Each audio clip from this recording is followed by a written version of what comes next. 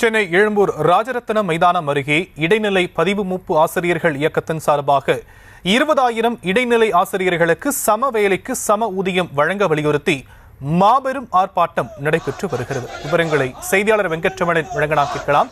வெங்கட்ரமணன், இந்த ஆர்ப்பாட்டம் குறித்தான மேலும் விவரம்.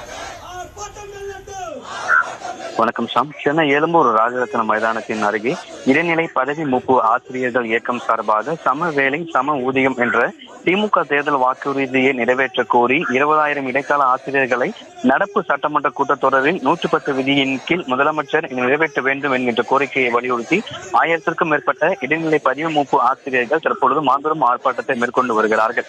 இவர்களுடைய பிரதான கோரிக்கையாக இருப்பது 2009 நியமிக்கப்பட்ட இடைநிலை ஆசிரியர்களுக்கு ஒரே பதவி, ஒரே கல்வி தகுதி, ஒரே பணி என அனைத்தும் இருந்த போதும் கடந்த கால ஆட்சியில் இருவேறு அடிப்படையில் ஊதியங்கள் நிர்ணயிக்கப்பட்டது.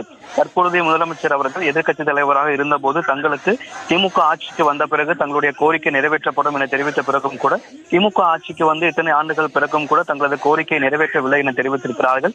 8 நாள் உண்ணாவிரதம், 19 நாள் முற்றுகை போராட்டம் என அனைத்து வழிகளிலுமே போராட்டத்தை மேற்கொண்டும் அரசு தங்களுடைய கோரிக்கையை நிறைவேற்றவில்லை என்கின்ற ஒரு குற்றச்சாட்டை முன்வைத்திருக்கிறார்கள். ஒரு நாளைக்கு இடைநிலை ஆசிரியர்களுக்கு 620 ரூபாய் அடிப்படை ஊதியமாக வழங்கப்படுகிறது.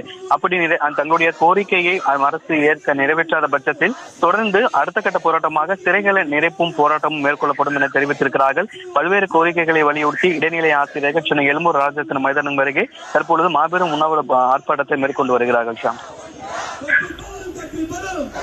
விவரங்களுக்கு நன்றி வெங்கட்ரமணன்.